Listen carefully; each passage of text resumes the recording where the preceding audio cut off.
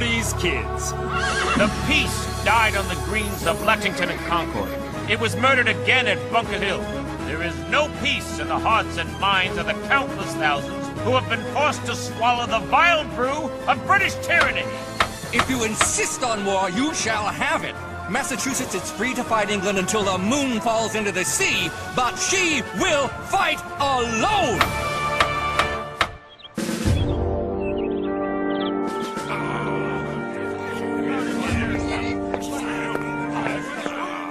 May, 1775. Dearest Mother, Dr. Franklin continues to dazzle me. In these troubled times, when so many people are nervous, or angry, or frightened, Dr. Franklin's resolve is reassuring. Good morning. Gather round. We have a busy week ahead of us, and I have a special mission for each of you. The delegates are arriving for the Second Continental Congress. Great! The Gazette will cover Congress from gavel to gavel. I won't miss a thing. Perhaps not, but you missed everything else. Not yet, James. Henri, the delegates will need fresh water. Keep the buckets filled. I've been thinking, Dr. Franklin, how about a story on our own delegate, Mr. Dickinson?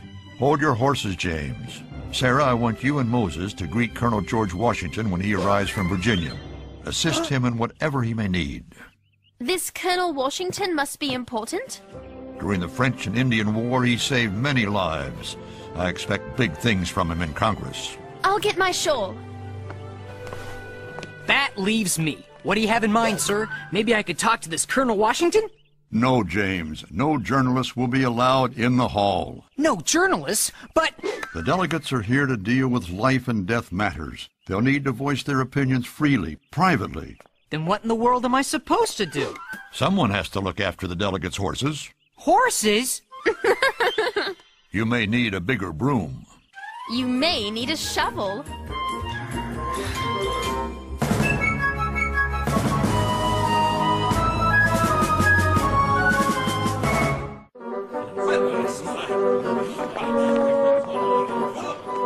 I can't believe my luck. The biggest story in the world is right here in Philadelphia, and I'm stuck babysitting a bunch of dumb horses. Look, that's John Adams. John Adams? I thought his name was Sam Adams. That's his cousin. John Adams is the smartest lawyer in New England. Let's find out what he's up to. A leader is what we need.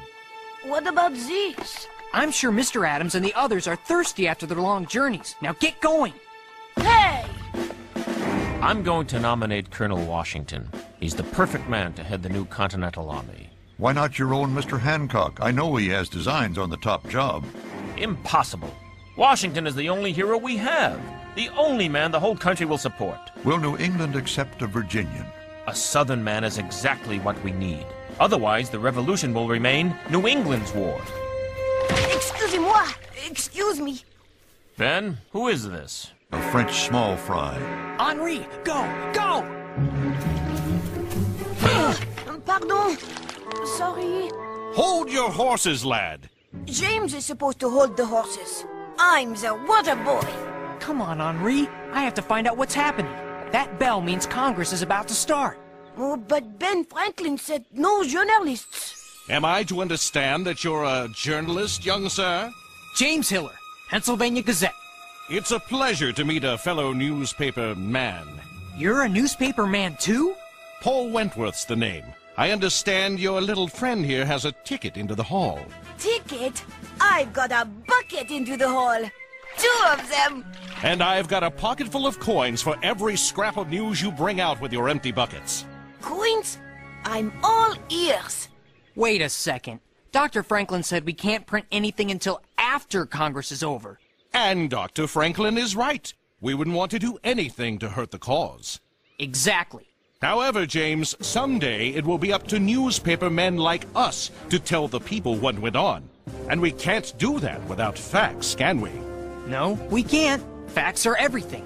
If you want to make it in this business, you have to go where the action is. Are you game, James? How many coins are we talking about? Quiet, Henri. This is between a couple of newspaper men. Isn't that right, Paul? That's a fact, James. That's a fact.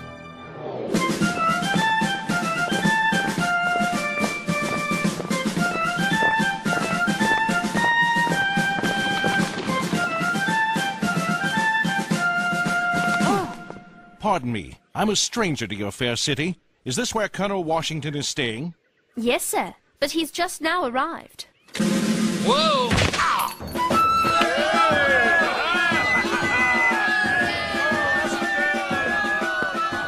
Such poor workmanship on this coach. It's an outrage. Allow me to be of service, Colonel. My name is Moses. Who's your master, Moses? I'm a freed man, sir, in the employ of Dr. Benjamin Franklin. I'll have your coach fixed good as new. Apparently our English cousins have contempt for us. They've turned the colonies into a dumping ground for all the shoddy goods they themselves would not have. Moses will fix it, sir. He's very talented. And who are you, young lady? Sarah Phillips, my lordship. That isn't necessary, Miss Phillips. I'm not a lord. I'm just a citizen like anyone else. I beg your pardon, your lord. Colonel Washington. Dr. Franklin has sent us to assist you. Excellent. I look forward to seeing the good doctor again. Moses, the future is in the hands of men such as yourself. Homegrown craftsmen. The job is yours. It will be an honor, sir. The honor is mine.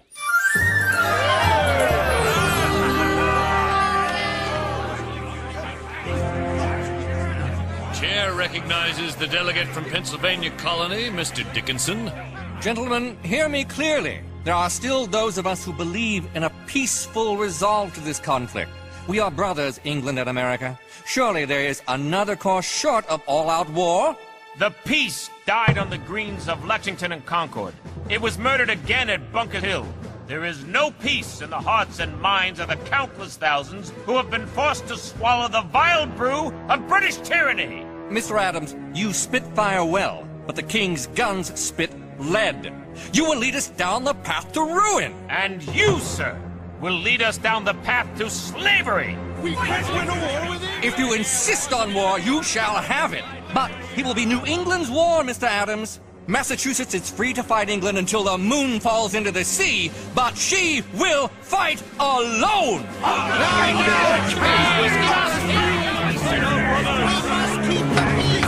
Order, gentlemen, order! The chair recognizes the distinguished gentleman from Philadelphia, Dr. Benjamin Franklin. Friends, I remind you that we lack not in great talkers, but great doers. I find myself in agreement with Mr. Adams. War is upon us, like it or not. Our great comfort is that we honestly and faithfully did everything in our power to prevent it. But war is here, on our doorstep, whether our doorstep be in Boston or Baltimore. Forgive me, my voice grows hoarse. Cold water, Dr. Franklin? Notebook? Pencil, please. Not my pencil, please! I hate to nag you, but... I know. Horses.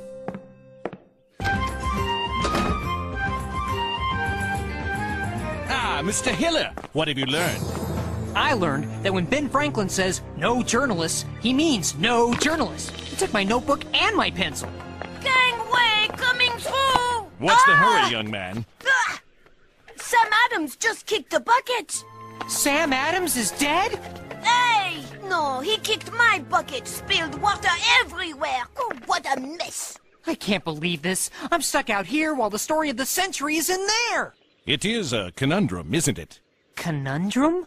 A problem. Forgive me, you're new to the newspaper game, but don't feel bad. Someday, when you're a real newspaper man, you'll know big words like conundrum. I am too a real newspaper man. Indeed. But do you have the fire in the belly to do whatever it takes to get the story? My belly's on fire. You tell me what facts you want, Mr. Wentworth, and I'll get them. Good. Excellent. Let's start with what they're up to in there. Is Congress going to raise an army? Who will lead the army? The facts, James. We must have the facts. I'm on it. Who, what, why, where, when, and how. Have you got a pencil? Much obliged. Here goes. You'd think a congressman wouldn't be so clumsy. Whoa!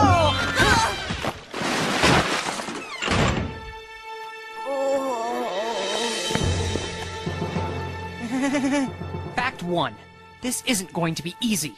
I must know what's going on in there. Enough of this tomfoolery. We tried it your way. Now we do it my way.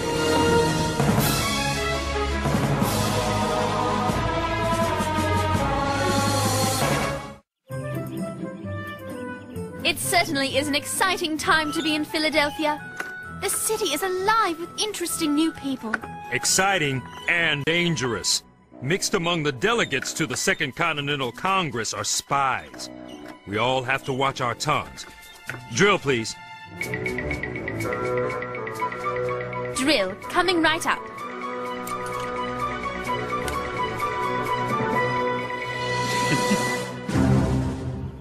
He's at Mr. Rodney's desk. Who's Rodney? Caesar Rodney. He's the head man in the colony of Delaware. What he says goes. I'm surprised you haven't heard of him. Haven't you written about him in your newspaper? Oh, that's Caesar Rodney, of course. What's happening now? Dr. Franklin has the floor. There are two voices here. One seeks reconciliation with England. The other seeks independence. I address the former. It was Parliament, remember, which has doomed our country to destruction. They have begun to burn our towns and murder our people. Look upon their hands. The fault lies not with Mr. Adams. The fault lies in London. Dr. Franklin has finished speaking.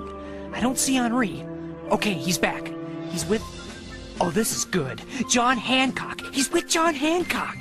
I don't believe it. Hancock is not only talking to Henri, he's actually writing it down for him.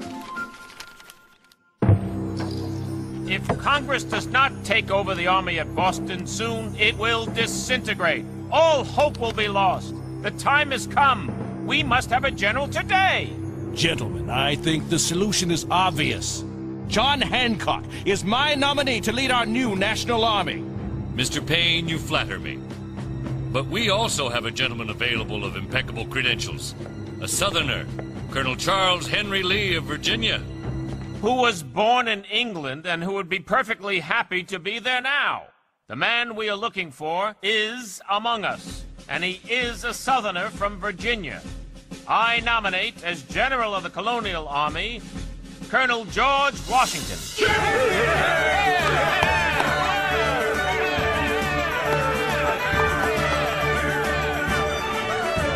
I lost Henri. He's so little. He vanished when Colonel Washington stood up to speak. Colonel Washington is speaking? There he is. Look at him go. He must have big news. Henri has news. Come on.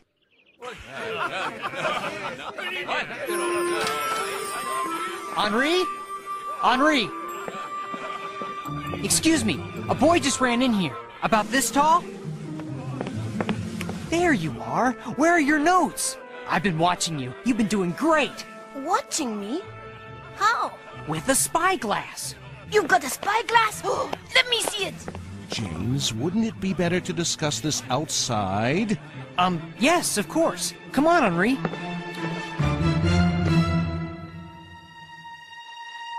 Hurry up! Stop it! That tickles! If you got everything down on paper, I'll be tickled. What does it say? Is that French? I get coins for this, right? Of course, I'm a man of my word. Okay, voila. Here's what I found out. John Adams wants poultry, pulled poultry. What? Oh, you know, not poultry cut in slices, but pulled from the bone.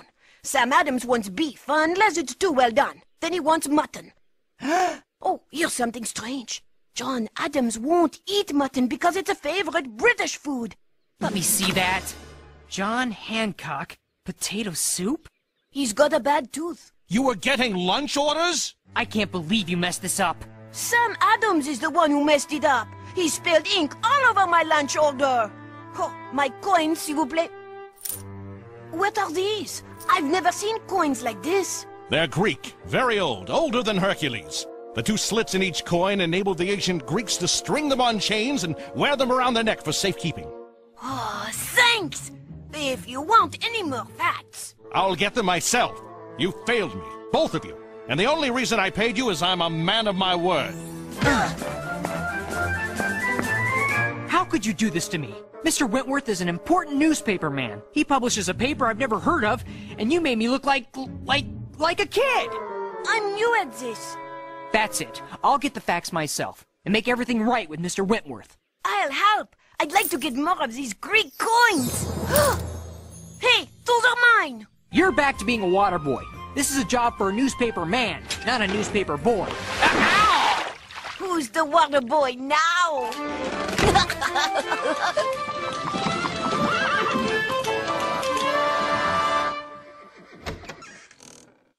James, what are you doing here?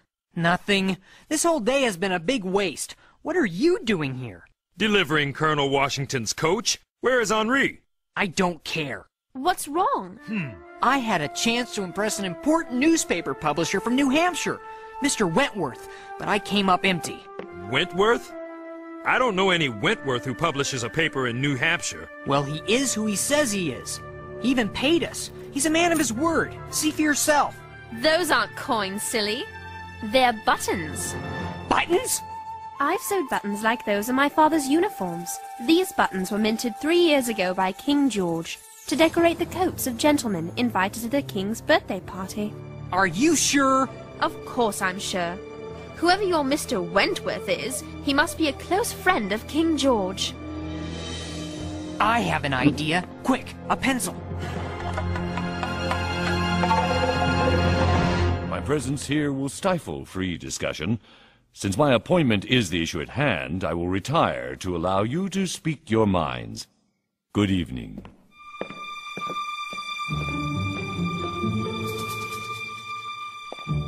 I received your note at my boarding house. You have facts?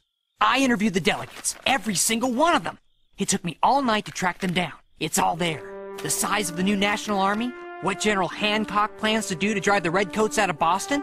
It's the biggest story of the year. I told you I'd get the facts, and I'm a man of my word. I must go. I have to write my story and get it back to my paper. You're a first-rate newspaperman, James Hiller. Well done. And you're a rotten spy.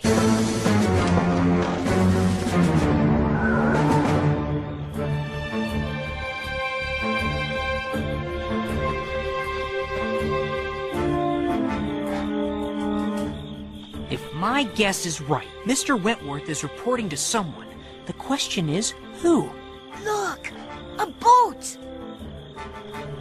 8 men could fit in this. We need to be careful. Redcoats! I want to get closer. I'll go with you. Henri, take Moses's tool pouch. We'll meet back on the road. Hancock will be the general of the colonial army. John Hancock. The rumor is it's Washington.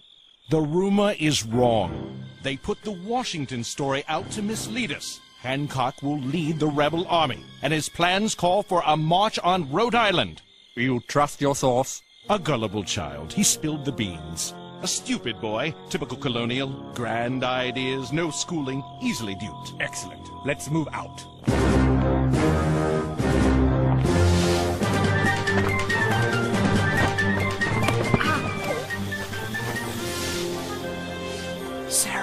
Sarah!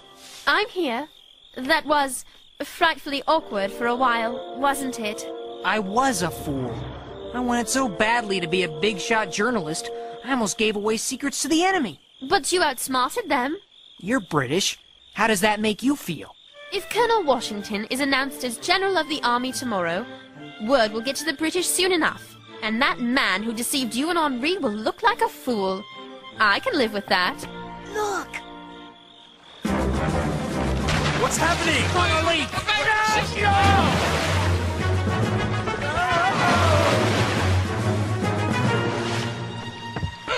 I'm wearing silk garments! My suit will be ruined! Henri! Great job!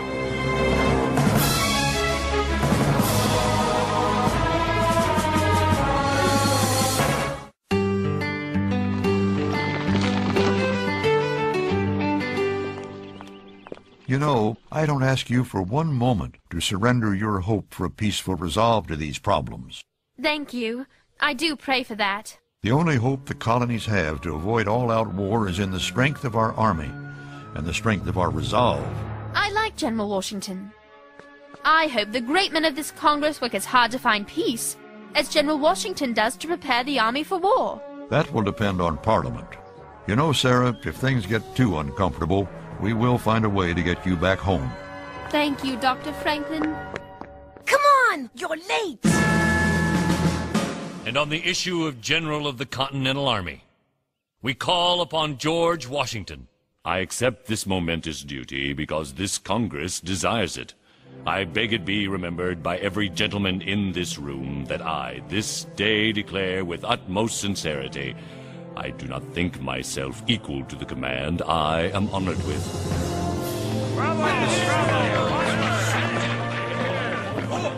Dear Mother, this is the first time I have felt that I am, in fact, living events which will be remembered by other generations. I remain with a confused heart. I pray for peace, but fear we are heading towards war.